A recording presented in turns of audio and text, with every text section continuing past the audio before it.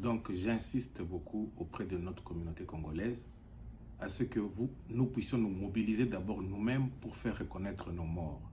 En effet, si nous-mêmes, nous ne bougeons pas, si nous-mêmes, nous ne nous mobilisons pas, si nous-mêmes, nous ne crions pas, si nous-mêmes, nous ne manifestons pas notre révolte et cette injustice, nos morts passeront inaperçus et personne ne pensera à eux. C'est d'abord à nous de penser d'abord à nos propres morts. C'est pourquoi je vous demande, vous Congolais et tous les amis du Congo, de venir nous rejoindre ce 2 août, ce lundi 2 août, devant le State Department, ici à Washington, D.C. Nous-mêmes d'abord, bougeons d'abord nous-mêmes.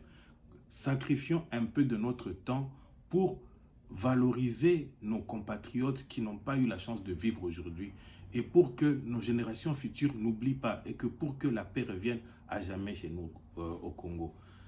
Les autres génocides dans ce monde, les autres massacres dans ce monde qui sont reconnus, qui sont célébrés, c'est parce que leurs populations se sont battues, c'est parce que leurs populations se sont levées, c'est parce que leurs populations se sont sacrifiées.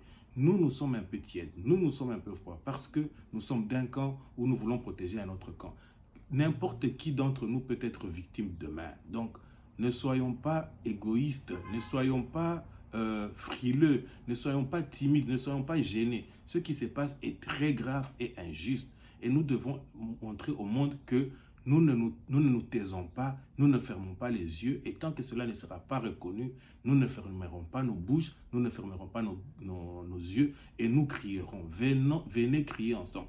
Il ne suffit pas seulement de taper sur Internet, de relayer des photos de massacres à répétition et d'être dans des groupes WhatsApp et de s'exprimer. Non, il faut agir. Ça, c'est une possibilité d'agir qui est là pour ceux qui sont dans la région de Washington, D.C. Agissez, bougez, envoyez vos enfants, envoyez vos amis, envoyez vos connaissances, parlez-en, diffusez.